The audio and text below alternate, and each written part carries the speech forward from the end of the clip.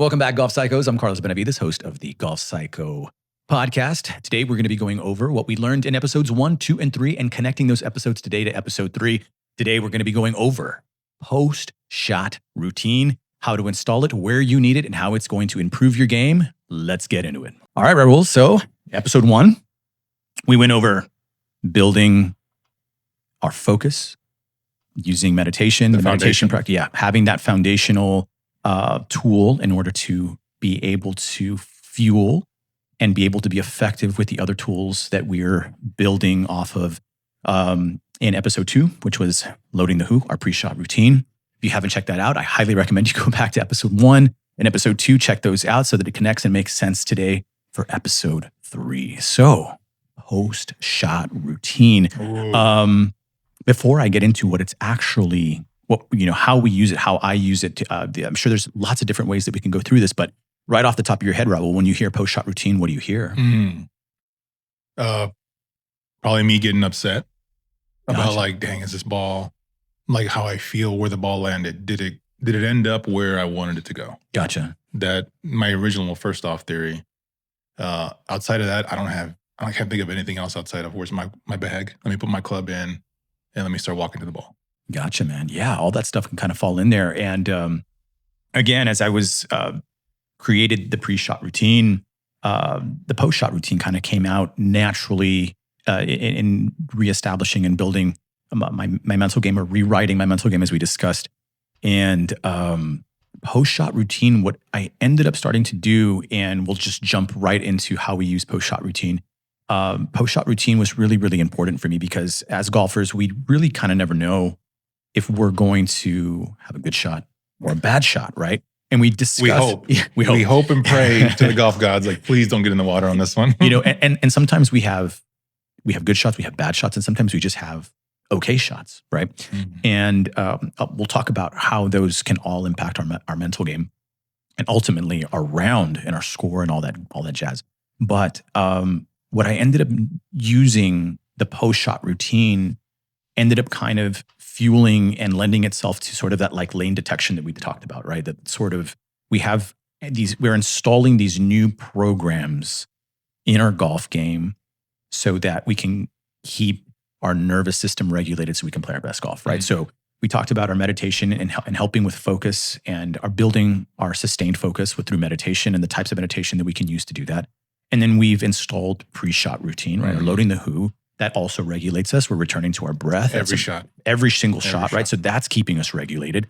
And then post-shot, we need to install another one that's also keeping us regulated. And whether we're walking or we're riding, we've got a little bit of time in between the shots, right? And we discussed in our last episode, on episode 2, that we want to stay present during that time, right? And again, if you haven't seen episode 2, go back and check out episode 2. That was a good one. And so post-shot routine ended up being, again, another sort of physical scan, right? We talked about a meditation where we can be in our body, right?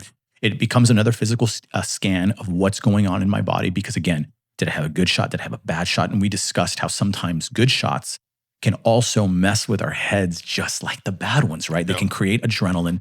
So post-shot routine ends up becoming very, very, very crucial to kind of ask myself, what's going on with my body?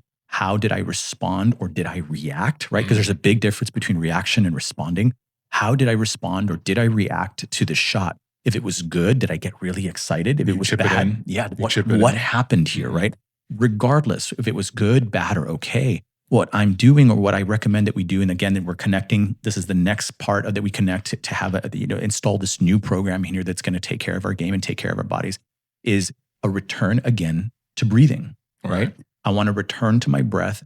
More than likely, as I'm walking or riding to the next shot, I am returning to my breath to make sure that regardless of what happened on that shot, I'm regulated, right? So by the time I get to the next shot, my system is cool, I'm in check, and it's just another program, right? Kind of like another lane detection, right, that's keeping me cool, calm, and collected. So then you're talking a post shot, as in after you hit it, club goes back in the bag.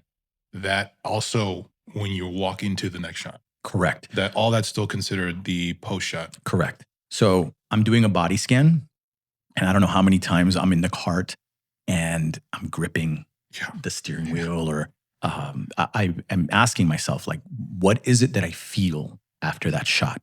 Sometimes if it was a good shot, we're a little excited. So I'm getting back to my breath, Okay, calming myself down. hold on. So post shot, if I dial a 150 shot Mhm. within a foot, I'm excited, I'm pumped. But you're saying as if it was the other way around negatively, the positive version also breathe.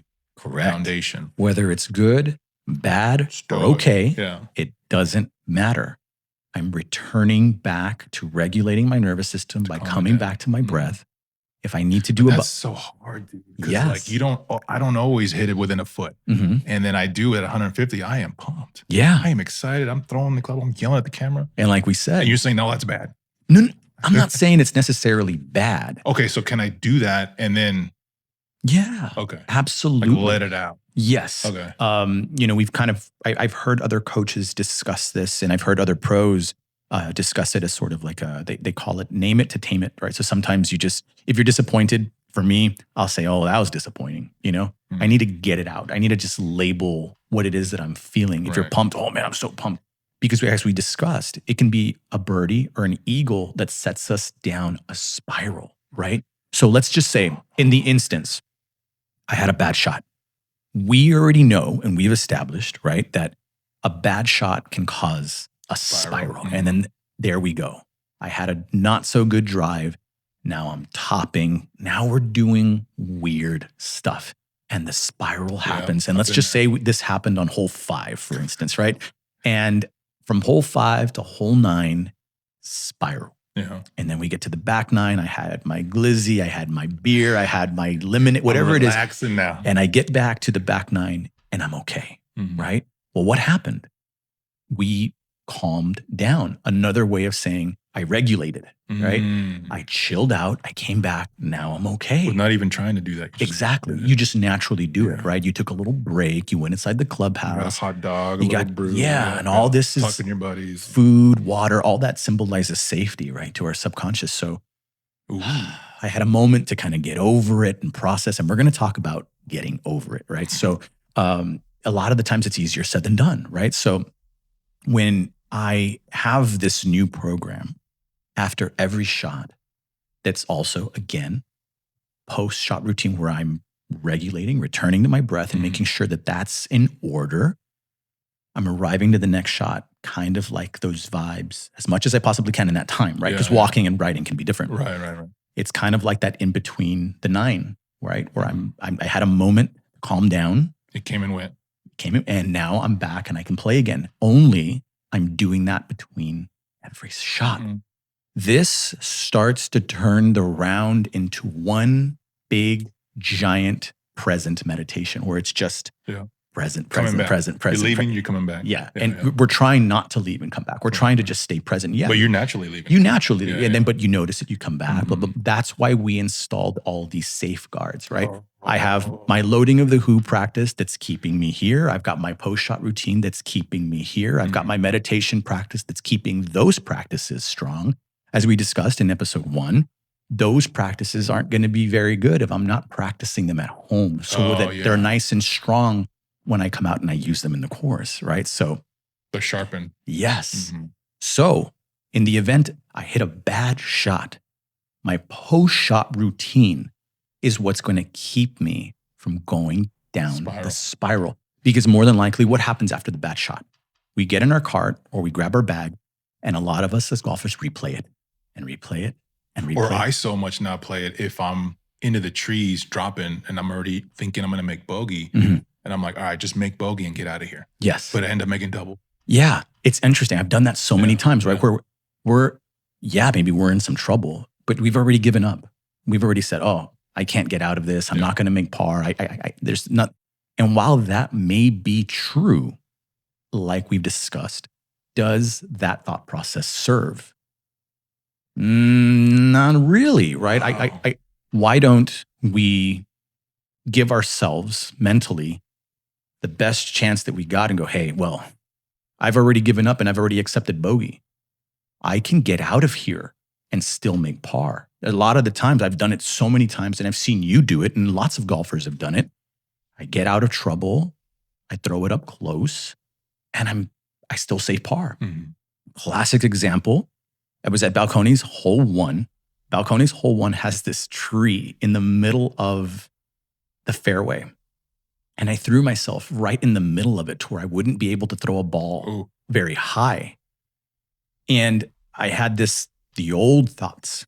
Oh man, bogey.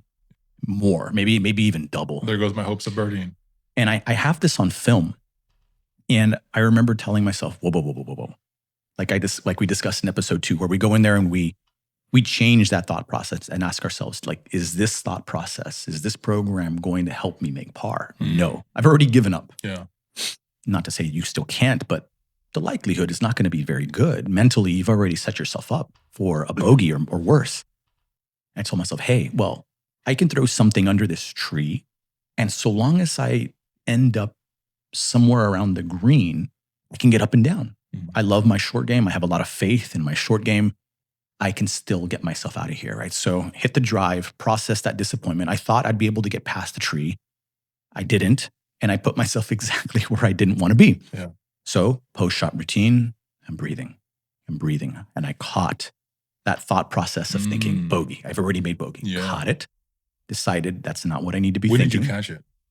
On the way over. Oh, okay. On the way over. I'm like, I'm under that tree. I'm not going to be able to throw a club at it. And I'm going to have to. And I was just already playing. So this is your post shot of your driver? Yes. On the very first shot of the day. Okay. The very first shot of the day. And I caught it and I go, no, I can throw something low. I practice my low shots quite a bit. I can go under this tree, let it run up as much as I possibly can. And I noticed that this pin was up in the front of the green. So because I rewrote the way I was thinking and I questioned it, right? The noticer, as like I said, in our meditation practice is going to strengthen our noticing. Yeah. I noticed that I was thinking stuff that wasn't going to help me make par. So I caught it, rewrote it, and decided, what do I need to be thinking? Well, I need to have faith that I can throw this low ball under this tree. And since the pin is up in the front, so long as I leave this kind of up in the front, I'll have a pretty decent chip up to the green. And if I get it to the green, great. So you're thinking all this on the way over. On the way over to this. Mm-hmm. Okay. Now, this is quick. The only thing I did in a few seconds was catch that, I'm thinking bogey. Caught myself thinking bogey, caught myself in the future, noticed it. I go, I don't need to think that. This is what I need to be thinking. And then, stop thinking. I've decided that I can make par, stop thinking, come back to my breath. Because as I told you, I don't want to spend too much time thinking about that. So within the first 15 seconds, I catch all of this. It happens very quickly. And you'll notice it happens quickly. Realigned my thinking, got back to my breath. I don't know, 4-8, 4-8, or maybe 4-4. I don't quite remember. Breathing. I'm in the now. I arrive at the shot, and then I start to plan. Okay, this is a such and such club. Can't quite remember what I used to go under the tree. Okay. And it worked out. I threw a low ball under and arrived literally at the front of the green with one of my favorite shots. I love throwing a lob into these little short shots where it's just kind of just barely rolls. Mm-hmm. And I go, oh man, I can still save par. I'm so glad that I caught all this, right? So threw the 7-iron through, was very excited that it worked out. Yeah. And I was ecstatic. Like, oh man, all this redirection that I took. On one hole. On the first hole. Wow. And caught it. Great. Threw it under. Was very excited. Caught that I was excited. And I said, okay, back to the breath. Back to the breath. Make our way up to the green. I'm just shy. Grabbed my lob. Threw it to about 2 inches. Tapped in for my par. Wow. Now, does this always happen? No. But again, like I said in episode 2, it shocks me how many times I catch these, whoa. Yeah. I could have very easily gone down the route where I believed that this wasn't going to work out. And like I said, through experience in golf, we've seen it not work out, right? We've done that routine. Yeah. So it was one of those like, wow, right off the start, my mental game, my thinking, my focus, my noticing help me catch these things and redirect my thinking to what I actually want. I didn't just give up. And I've done the giving up, or we can really consider it giving up, but we're in our minds, we're going, I'm being realistic, or whatever. I'm just accepting what just happened. Right. And that's a classic example of using post-shot to regulate and catch what's going on. And it's so important to be ready for the next shot. I would say, like, neurologically, right, mind-wise, that I'm regulated so that, as we discussed in episode 2, I'm not over gripping. I'm not filled with adrenaline. I'm more regulated. I'm more calm. I'm more relaxed. And I can focus on a feel shot. Like I said, I can't quite remember what I used to punch under the tree. But those are feel shots, man. Yeah. Like, those are feel shots. And any little twist, you can shank it. Exactly. So you really need to be there and be present with what you're feeling and what you're planning and what those thoughts are telling you. Because, as we discussed, these thoughts are programs. These thoughts are basically telling, this is what I want you to do, body. So if we've accepted bogey, then we kind of open ourselves up for bogey or worse. Right. And I don't know how many times, like I said, that we just take par or all of that out of the picture. And what's interesting is that I nearly dropped that log. Yeah. So that means birdie was in the picture too. So I was just thinking that. Yeah, birdie was in the picture too. But what if that punch shot also rolled up to the green and now you're putting for birdie? Exactly. In reality, you were already accepting bogey. I was already accepting bogey, right? And that's an example where things don't work out. And then, as we discussed in episode 2, there's I just made eagle. I just made birdie. And we're super stoked about it. And now I brought my score back to this. And that's where, like we discussed, that birdie eagle phenomenon happens. And then the next hole, we just that is all me, dude. And since I've been recording my content, most of the time I've been noticing is that scenario where I knock in a birdie or I'm birdie par, and I'm like, shit, I'm 203.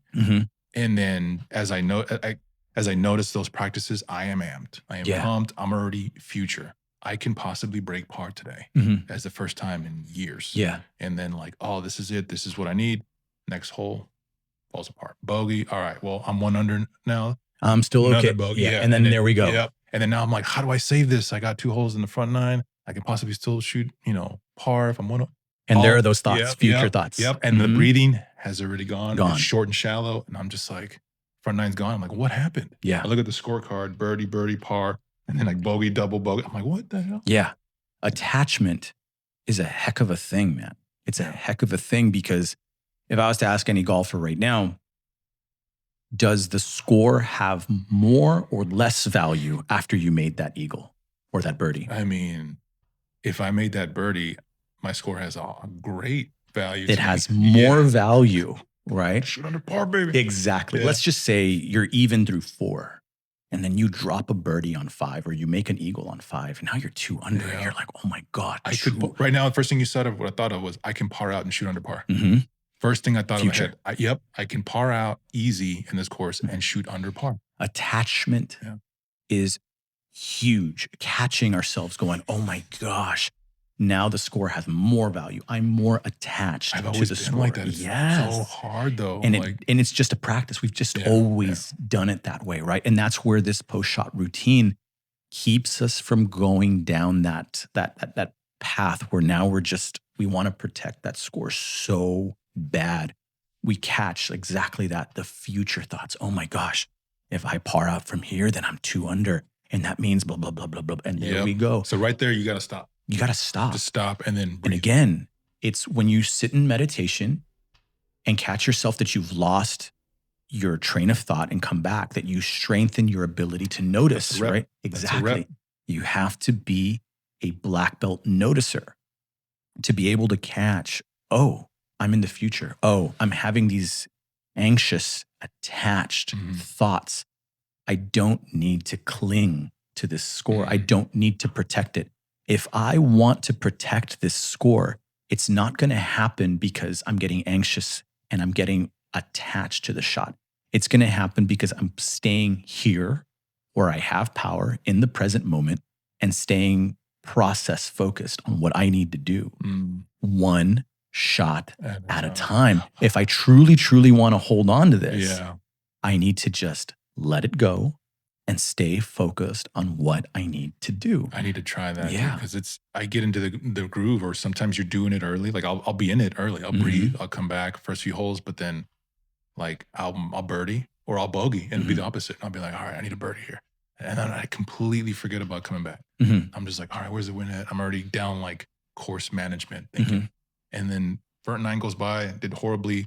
And in the second half of that, I'm like, what happened? And completely forgetting the breathing. Yeah. Until like hole 15 where I'm like, oh, I didn't do none of that back there. And then I do it there and I'm like, par birdie. Yeah. I'm like, dude. And I'm sure every golfer can understand this and will agree to this, that when you play your best golf, it feels effortless. Yep. It feels like you're not even, the pars Yep. come. Yep. You know, I'm sure, like, you know, everyone's game is at a different place. You know, our 90 shooters, 100 shooters, 80 shooters, 70 shooters, so on and so forth. But everyone has what they feel is good for their game and better for their game. Or if you're trying to break 100, you're trying to break 90 and you go, oh, it's coming easy to me today. Or other times where it's just like, oh my gosh, like I can't save par to save my life. I've played with guys, including myself, where I would say, don't tell me the score. He's like, Raul, you're doing, don't tell me.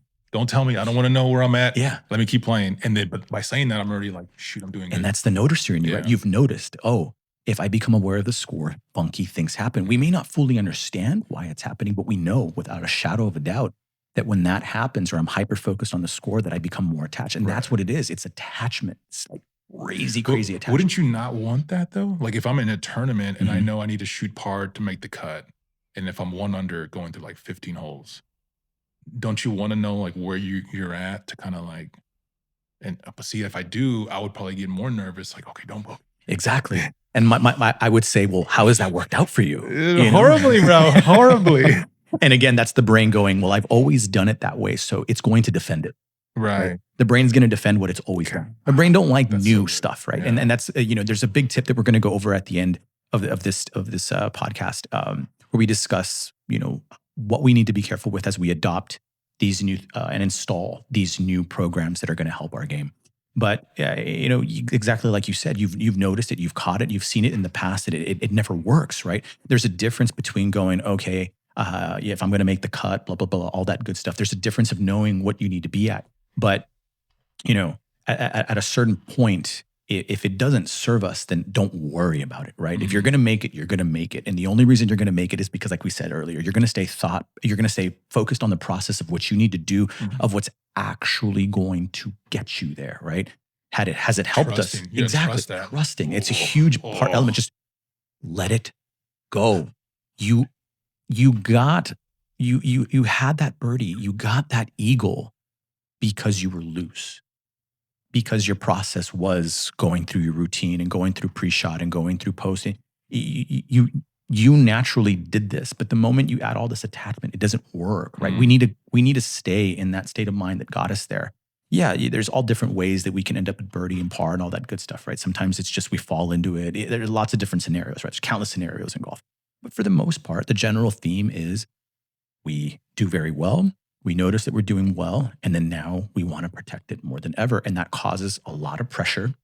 That creates a lot of expectations. And we like to describe expectations as like a demand, right? So like if we were to say like, your boss expects blah, blah, blah, blah, blah, blah. It feels like a demand, right? It feels like this is something else. So that there's a different level, a different pressure being put on you. And when we kind of ask ourselves that question that we said earlier, like, does it serve? While it may be true, like, does it serve? No, it doesn't serve me to be in those thoughts, right? There's a different way to go about this so that I can continue playing well. And that post shot is what's going to basically go in there. And it's this new program. It's this new thing that you've installed that's going to go in there and sort of question things and make sure that the noticer in you is catching thoughts that don't need to be there. Because it's going to happen. It's going to happen. And accept that it's going to happen. And then keep us regulated. Come back to your breath, because when we're in that heightened state and our nervous system's going off and we're in that sympathetic nervous system response, fight or flight, thinking changes. Our ability to notice changes, right? We're so stressed that thought processes. How many times you say, oh, well, I was stressed, I wasn't thinking straight. Yeah, one thing comes to mind is that whole like 100 through 15. I need to shoot par to make the cut. I'm now looking at the next par 5 as playing it safe when normally the whole round I was going for it in 2. Yeah. And then playing it safe gets me into a bogey, or like now I'm like, oh, now I got to play aggressive again. Now you're playing different. Yeah, now I'm like up and down when all round I wasn't even thinking about that. Yeah, because you want to protect it, right? And then because you're protecting it, it creates funky things in your swing, right? If your nervous system goes off and now you're nervous, now you're thinking about the score, now it matters more than ever. The way that your brain perceives how much it matters changes, where you've got this carefree golfer that's going out there, staying loose, doing their thing, and now you've got this tense golfer that's just clinging to the score. Well, that golfer is going to play very different. That golfer is going to play very, very different. That stress, the attachment, the expectations, all of that starts to create stories again. It gets you into stories in your head. And that's the one thing that every golfer will catch is that you're throwing movies. You're throwing movies in your brain. I got to do this. Mine are real colorful too. They're vivid, Cussing me out in my head. Which is why, and it's another thing we're going to talk about later, which is visual rehearsals, right? Why they work so well, and even Olympians use them, because visual rehearsals, again, the brain can't tell the difference between what's real and what's not, right? So like you said, these pictures in our brain, they're extremely powerful. Our imaginations are extremely powerful. And that's why your body and your nervous system doesn't know the difference between a reality and a picture, which is why anxiety sucks so bad, because the brain thinks those realities are real, right? So the story happens and you feel that story, and then now your nervous system is doing its thing because it's perceiving a threat. It's perceiving something that this person's scared of, or you're worried about something, right? All of it is worry, and that starts to weigh you down. It creates stress, it creates cortisol. And those things, like I said, not every golfer is the type that's going to be able to perform. Tiger Woods. Yeah, not every golfer can perform with all that in there. I was just watching DJ playing the other day, and you have a meltdown, and it's one shot after another. Weird stuff starts to happen. He walks away with a quad, and it's just that nervous system goes off, and then it becomes really difficult to do stuff. And that's, I don't know how many, and you mentioned this the other day, and I think one of the things that I noticed too is that adrenaline, or that fight or flight, it's there to help protect you, right? Like we discussed, if you're in a fight with someone, that adrenaline enters your blood system, or enters your bloodstream, should I say, and it's there to help you hit harder. It's there to help, so that pain, you don't feel it quite as much, right? Big car accident, you don't know you're bleeding until you calm down. You're like, whoa, that hurts. So it's there to protect you. And unfortunately, on the golf course, there's no place for it, right? There's no place for it. It's going to make you do really, really weird things. So that's why this post-shot routine is just so crucial.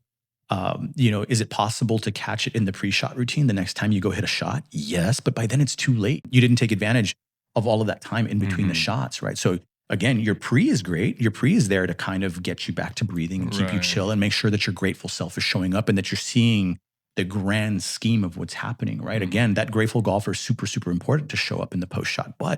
In the pre-shot, but we want to make sure that in the post-shot that we're taking advantage of that time to bring ourselves back, question any thoughts that might be happening. Did I lose myself to the past? Did I lose myself to the future? What am I thinking right now? Maybe I don't need to be thinking. Maybe I just need to be coming back to my breath. And I see a lot of coaches or even golfers that talk about, goldfish, right? Being a goldfish and just forget about Goldfish? it. Like, what is it? The coach, Lori, can you remind me the name of the show? Ted Lasso. And right, where it's like being a goldfish, like just forget what just happened. But it's so much easier said than done, Raul, right? Oh, yeah. All of us know that when someone just tells you get over it, you don't just get over it. There has to be a process. And like I said, that's why we pride ourselves here with our students, that where we actually show you what it means to get over it. The tools to get over it. The tools to get Not over just it. Get over it. Not how. How? Oh, great. Come on, wait. That should be easy. Oh, thank God you told me to get over it. Oh, now that's it. Yeah. That's all I needed. God, man, that was just a magic. Thank you so much. And it's not that easy, right? So what do we have to do? What are we getting over? What does it mean? What is it that we're, having to process? Well, it's the nervous system. It's those things. It's your body doing these things. So it's much easier said than done for someone to just say, oh, just get over it. So this is how we get over it. This is how we goldfish. If you want to stop thinking about that, guess what? You're not going to be able to think about that bad shot or what happened here or the future stuff if you're thinking about your breath, right? So if you're singularly focused on that, well, guess what you're not thinking about when you're thinking about your breath? You're not thinking about that other stuff, right? You're not in the future. Exactly. You're here That is how you get over it, right? And I see, like I said, there's a lot of folks out there that will say that, coaches and whatnot, that will tell you that, this is, you're too focused on the bad shots and they mean too much and you're putting too much importance on them. But how? Right. How do I get myself out of it? This is how I get myself out of it. That's such a good tool. So now we've installed the post-shot routine, good shot, bad shot, mid shot, doesn't matter. We're going back to it because it serves us to be present. It serves us to keep regulating the nervous system. It keeps us focused on what we need to do and keeps us focused on the process in which and how we play good golf, right? So we've installed that. And the way that we'll kind of tie this all together so that golfers have the best success putting this all together, I'm not too sure if we've mentioned it, but I'll mention it now. As we've discussed, and the brain doesn't like new things, right? We constantly go back to working out and starting in January, and in 4 or 5 weeks, it falls off, right? Well, every single time we take on a new behavior and install a new habit, the brain's not going to necessarily like it. Yeah. Right. So let's just say loading the who, meditation practice. These are 2 different habits, right? And now I'm giving you a third one that I've never done before. I wouldn't be much of a coach if I didn't tell you on a behavioral level and on a neurological level that your body and your brain consider these 3 different new habits, right? So if you go and you try installing all 3 at the same time, there's a good chance your brain's going to reject it, just like working out. Now, the brain doesn't like new things, and the brain is incredibly negative or has a negative bias. And to kind of quickly help make that make sense, it's because as humans evolved, it was incredibly important for us to be weary or show negativity towards new things, a new cave, lifting a rock. There could be a snake. What's that bush there? Exactly. It's in order for humans to continue to survive, our bodies and our brains learned that our survival and our safety went up when we were weary of new things, which is why our body doesn't like, or our brains doesn't like new things. It's doesn't know the difference between something that's life-threatening and something that's not. It just understands this is new. Stay away from it. Working out is not life-threatening. Right. But if, let's say, you're at 0 days a week and you start going 7, well, eventually the body's going to reject it because it's going to be like, no, this is too much new. I don't like this newness. Now we can really get into the negativity and the brain bias, but in a nutshell, this is why the brain doesn't like new stuff, because it's just been incredibly important for us to be negative and be weary of new things because of our safety. And that's where I tell folks, our brain doesn't care about our happiness. It cares about your safety. Survival. So when you have this reaction on the course, it's really your brain taking care of you, right? It's saying, oh, there's a threat. I need to give this person adrenaline so they can fight, so they can evade. Maybe you need to run away from something. It doesn't know that you're golfing. It just perceives a threat, right? Yeah. So when it comes to adopting these new things like meditation, pre-shot routine like loading the who, and a post-shot routine, these are 3 different things. So like I said, I wouldn't be much of a coach if I didn't mention, by the way, big tip, when we install these, it would be beneficial to install them slowly. Yeah. Yes. Yeah. Get your meditation practice off the ground. Feel like, okay, I've got a few steady months into doing this. And on top of it, build it slowly. We don't have to do it every single day, right? Now, I know the goal for these things is to do it in every single shot. Or at least every day, like in your normal life too. Correct. Right? Yeah, correct. So as we install them, it's important to know if you're just going to decide, and you can, right? Because I stumbled on these things slowly. So I installed them slowly. I started with a meditation practice that I already had. And then I started loading the who. And then that was something that built up nice and slow, right? I still wasn't doing a post-shot routine when I first started loading the who. That wasn't something that I stumbled upon till later, you know? Loading the who was something that I did for a few months and then realized, hey, wait a minute. I should probably be doing something like this after I hit my shot, not just on the pre side, but on the post side too. So I was already loading the Who for a hot moment before I started doing the post-shot routine and then installed that. Yeah. So as I give these tips and I say, hey, these are the things that you should be doing to increase your mental game or, really up all of those and upgrade all those. I have to say, and I have to call out, hey, by the way, I didn't do them like that. So be careful with installing them all at once. And if you notice, again, notice that's going to come up over and over. Yeah. If you notice that you were pretty good about it and then all of a sudden they just drop off, remember that we discussed that, right? That there's a high likelihood that your brain is going to say, this is too much change too quickly. Yeah. So that's something to keep in mind. And I understand that everybody's body works different. Everyone's brain works different. Some people can adopt things really, really quickly.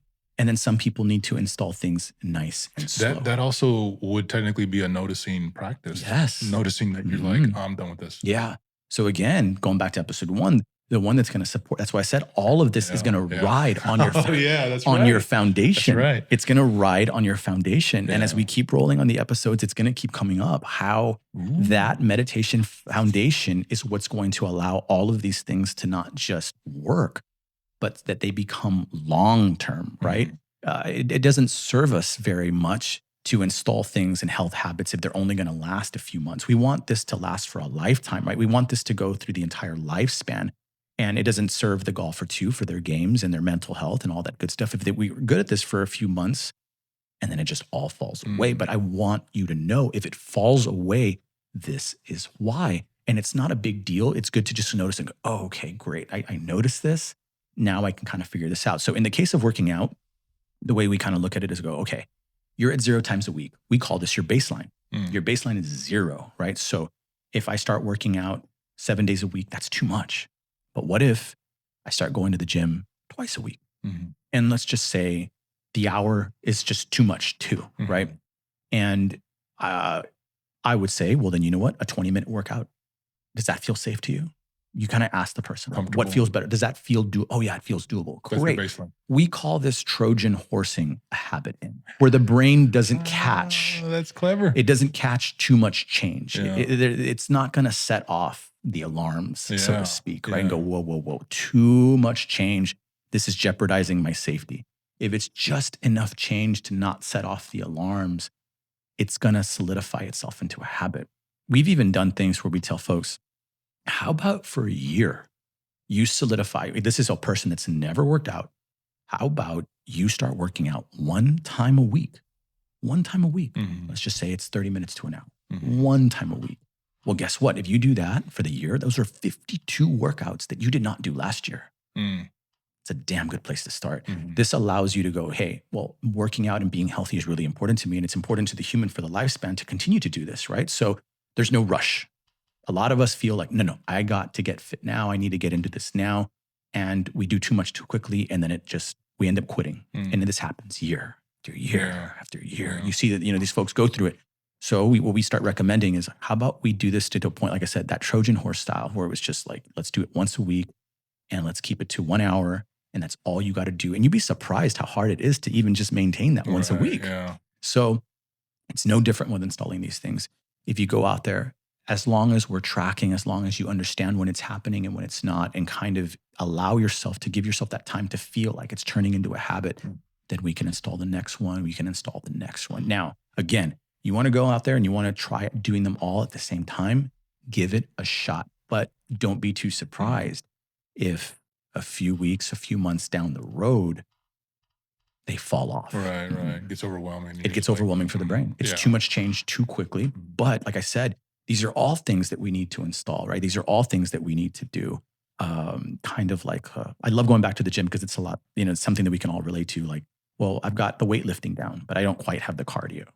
Oh, I've got the cardio, but I don't quite have the lifting. I've got the yoga and the stretching and the mobility, but I don't quite have, it's just, they're all different.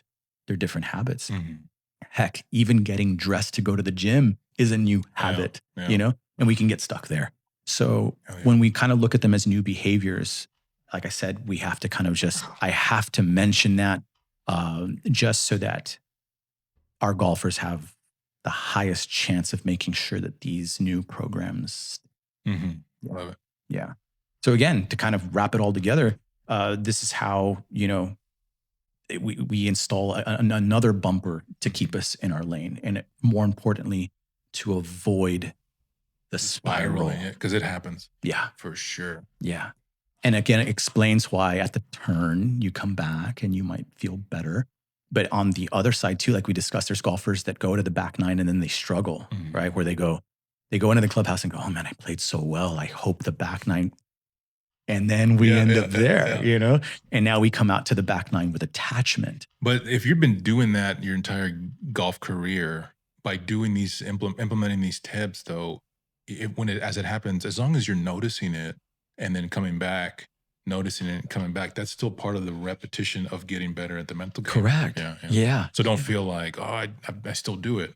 As long as you notice it. 100%, Raul, 100%. Because even myself, I mean, I can't tell you how many times I'm out there and Lori will ask me, because she keeps me accountable, did you load your who in that hole?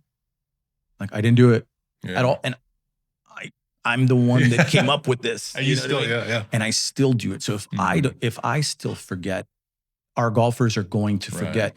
But it's very, very good to notice that you did, so that you can. That's still a positive within the overarching negative. Yes, because we can. That's like a fork in the road, right?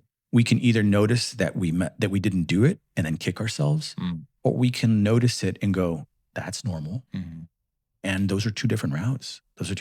Because one of them can make you go, oh, I suck at this and I'm not going to do this anymore. And the other one goes, oh, that's normal. Just pick up on the next one. So then let me get this straight. So technically, as I start implementing this more and more often, my old rounds where I would do well, notice it, then start doing bad and getting upset can still happen. But as long as I'm noticing that I'm noticing it, put it in the breathing reps, me, I guess, falling off on the back end can be less and less. Yes. Because now my breathing is getting better, as opposed to I would be scattered all over the place. Exactly. So theoretically, my rounds should be better. Yeah. Yes. And again, it's as we'd like to say, and folks know, and I'm sure you've heard, that progress isn't always linear, right? When you get better at something or you're trying to decrease something, it's going to do this. It's not just always a straight line.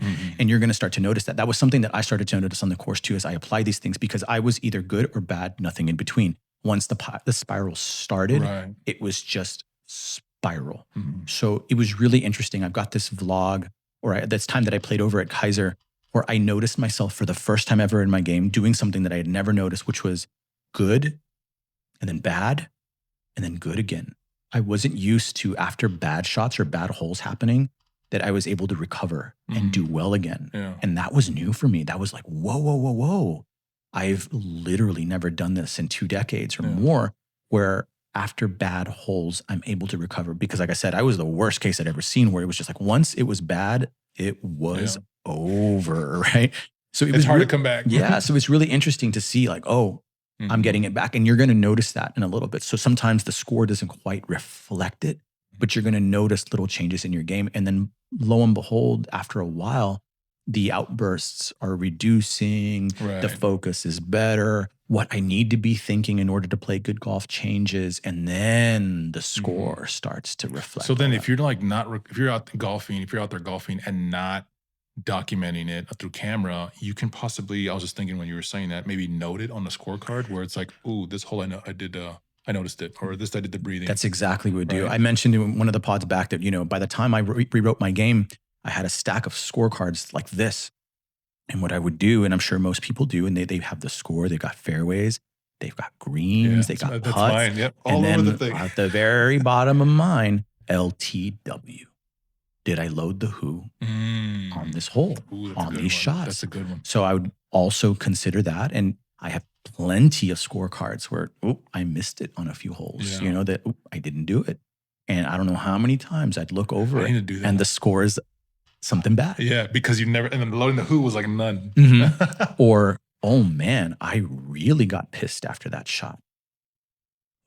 So those of you that really document your stats, that's a great way to keep that portion of the game that you're trying to implement going. Yes. So you can also track that over rounds. Like And now, I mean, I didn't do it, but I would likely do it now. Now I'm going to ask myself and probably create a little section there too. Like, did I post shot routine?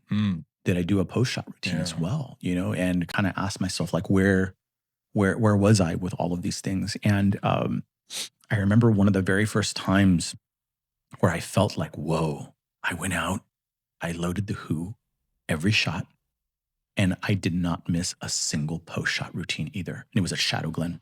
Ooh, Shadow Glen's tough. Oh my gosh, Shadow Glen, especially the back nine. Yeah. Yeah. And I went out and played so well.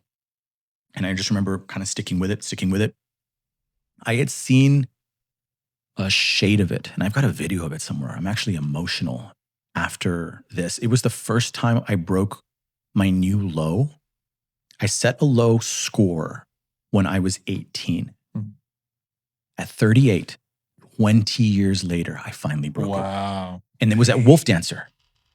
And I remember being very aware that it was happening. Yeah. Like, I'm on hole 16. Oh, as you were doing it. Yes. My previous low was 76 when I was 18. And that's not super low. And I knew that I had all the potential in the world to shoot par. Mm-hmm. And on this particular day, it was on our anniversary. And I'm heading into 16. And I've also just kind of been on a roll. I'm playing super well. I've got a 74 going into 16. Ooh. And I catch myself. This is before I was even doing post-shot routine or aware of a post-shot routine. Mm-hmm. But I knew that I just needed to stay process focused. Just focus on one shot at a time. Breathing. Breathe, Mm-hmm. breathe, and stay focused on that. Mm-hmm. And I would have intrusive thoughts like, what if I OB? And I would catch it and go, no. Stay focused on what you want. And that's a whole other chat too, right? Of going up to a shot and designing based on what you don't want. Don't go OB, don't go That's OB. me, dude. And then there it goes, That happens to me because a that's lot. what you loaded. Yeah. So I just remember thinking to myself, stay focused on what you do want. Stay focused on what you do want. Go up to 16T, fairway, boom. Had about a 5 iron in, because that's a 16 at that time at Wolf was long, especially into the south wind on that day. And remember thinking, oh, it's a long iron in, man. I'm going to put this on the green with a long iron. And I go, no, I can do this. Threw it on, 2-putt. Okay, keep breathing. Head to 17, par 3. And there's all this woods on the side of the green on that 17th hole on Pod Wolf, and you could easily block it right, bounces down that hill, and you're gone. Ooh. And I'm thinking, no, what do you want?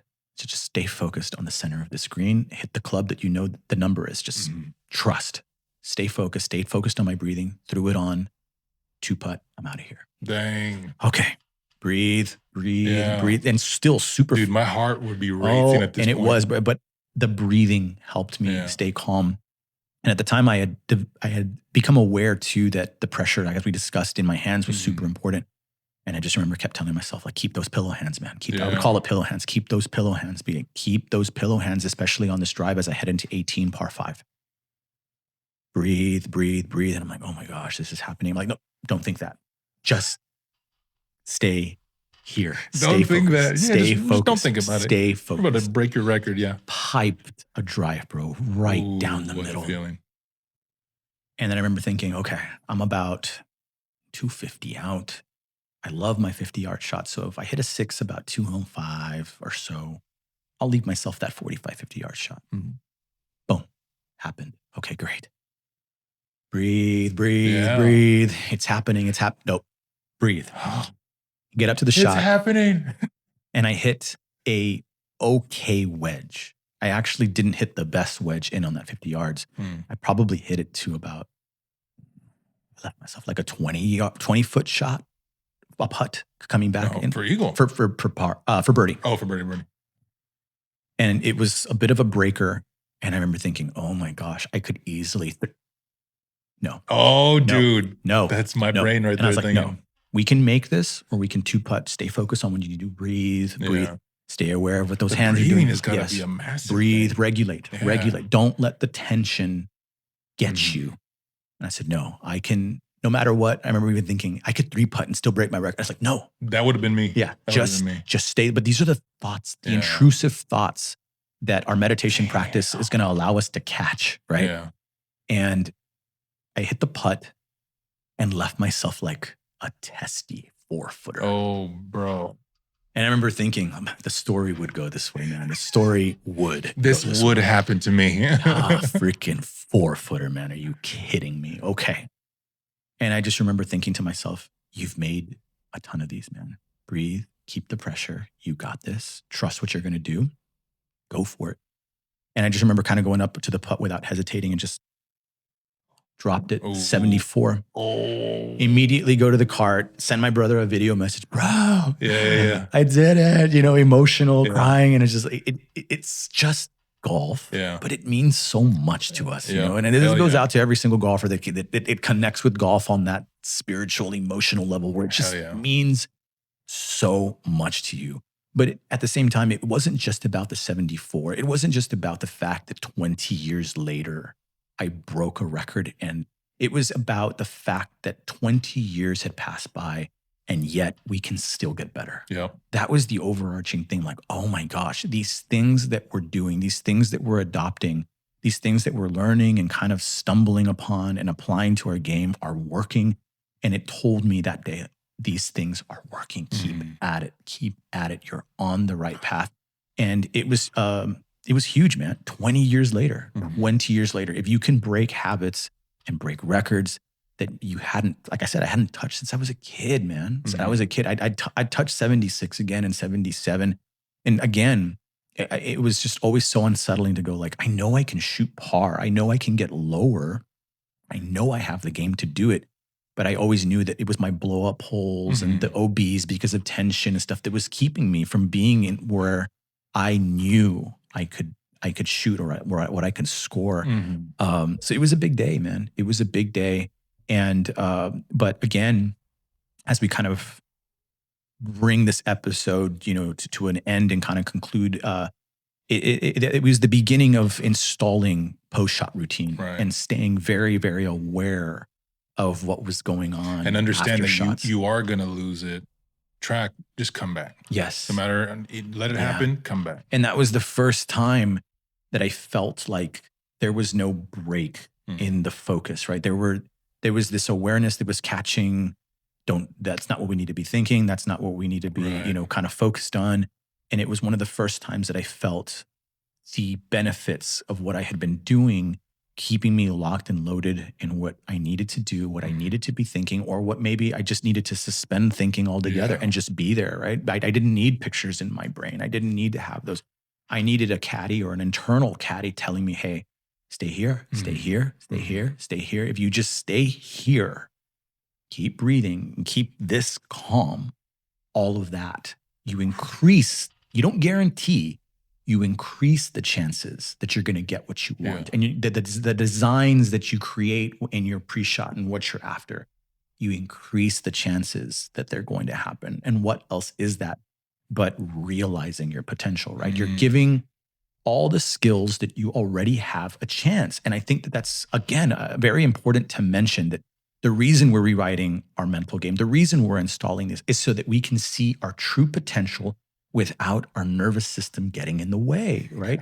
We're never going to see what we can actually do if our minds, our bodies, our brains, and our nerves are always in the way. You're always going to get a version of yourself, but you're never going to actually see what can possibly happen if a regulated you went out there and played golf. I'm excited to see that for me. I'm so pumped to see what can I do. And again, we got to stick with it. Yeah. We got to stick with it. We got to install these things slowly.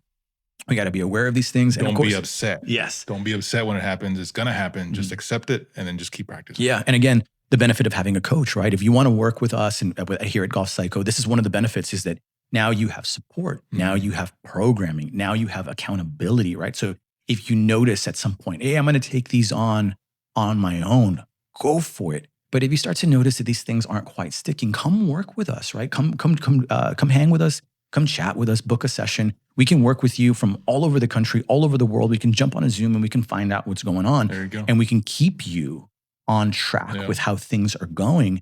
And we only need check-ins from time to time. We got players that come in and they check in often. We got players. You hold them accountable. Yeah. We got players that come and hang with us for 2 years and go, okay, I'm solidified. I'm good. Hey man, come in once a year, whatever, to, for your maintenance and your little, check-ins and stuff like that, your tune-ups. Yeah. But at least you've got someone that's keeping these things growing. Because I said, habits always grow the best when there's those three things: program, support, and accountability. And accountability alone, man. Yeah, accountability alone. Every single time you start a new job, that's a new behavior. But you don't miss because you have accountability. You got a boss. You got to show up. You need that cash. Responsibilities. Exactly. You know, so accountability alone. And sometimes, you don't have a supportive boss or you don't have a supportive work environment, but yet there it is. And that habit grows and it takes off. So, yeah, man, this is how we kind of tie episode 1, 2, and 3. So we've got a strong meditation practice as we discussed in episode 1, and our focus and our noticing is strong. Now we've got a pre-shot routine, which is helping regulate us and keep us in our most grateful self. So the most grateful golfer and the one that sees the big picture is showing up to hit that shot. And now we've got post-shot routine, which is, again, keeping us in our lane and making sure that we don't depart and go to places that we don't need to be. And again, prevent the spiral. Which happens. Yeah. So if there's any big ahas that you took from today, please leave them in the comments. If there's something that really stuck out to you. And again, I have to say this before we go, this is not every golfer is going to want to do this, right? You might be listening to this and go, oh, this is all. They might be overwhelmed too. Might be very overwhelming. Like, Again, what do you mean breathing? So if you've got questions, feel free. Let me, leave them in the comments and let me know. Or DM. DM you on Instagram. Because, we're also going to have those golfers too. If you're watching this right now, you're like, oh, this is all bollocks. This is all BS. Have you tried it? I've tried it a couple times. It works. And again, if you also expect that you're going to take these things and it's just immediately going to go to work, like, oh, I had 3 workouts last week. Where are my abs? It's not going to work. I'm shredded. 2 weeks working out. It's not going to work like that. It needs a lot of time, just like the golf swing, right? We can't go out and go, hey, I've been playing golf for a month and I'm expecting to shoot X, Y, and Z. Not going to happen, right? I wish, dude. Yeah, I wish. We learn a new bunker shot. We learn this, or even somebody who's been playing for a very long time, like Tiger Woods. I've got a swing change that I've made. It should be solidified in the next year. I've heard him say that. Within the next year, I should be more comfortable with this. And those are realistic ways of looking at this. So if you can hang long enough to get these things to flower and really, really grow and really work for your game, then we've got something. But again, everyone's going to look at this differently, and I completely understand that. But I think I think the general rule is that for 99% of golfers out there, all of this is going to benefit you. And again, as we've said in episode 2, off of the course as well. If you're watching this far, you're probably resonating with a lot of what he's saying. Leave in the comments, leave in the DM. I would strongly say DM too if it's personal stuff. Maybe get on a chat or a voice message back and forth. What kind of at least get that individual, like his or her ball rolling to at least start implementing some of these in detail. Absolutely. Yeah, absolutely. And again, as we mentioned before, when you come to work with us, the way we intake you is we put you through our eval, right? So we're going to be talking about another topic that's going to connect in episode 4 and connect to this. As we said, all of these episodes are going to connect, but when you come into work with us, we're going to intake you and we're going to put you through an eval that really kind of fine-tooth combs everything that is in your brain, all the things that you believe, everything that you, thought processes that you have, but mostly the beliefs that you have around your game, right? So if someone believes that their bunker game is trash, then we're going to look into that. We're going to look into that because sometimes we wholeheartedly believe those things, and it completely affects the way we play out of the bunker, and it completely affects the way we practice the bunker. I remember having that conversation with you when we were like, "Oh, how's your bunker game?" "Oh, my bunker game's not so great." "Yeah, my bunker game's trash." "Oh yeah, dumpster fire." "How often do you practice it?" Never. The driver. Yes. Remember you mentioned right after that you said the driver. How'd your driver? Amazing. How often do you practice it? Every day, all the time. You said, I was like, dang, light bulb. Hello. Yes, and these are all little subconscious things, right? We avoid what we struggle with, and we highly succeed at the things that we practice. Well, it makes sense. They're well practiced. You know what I mean? So again, we all want a goldfish. We all want to just be able to just move on. And you'll hear coaches saying, these are the things, and they're right. We've got a lot of great mental game coaches out there, and they'll tell you these are the issues.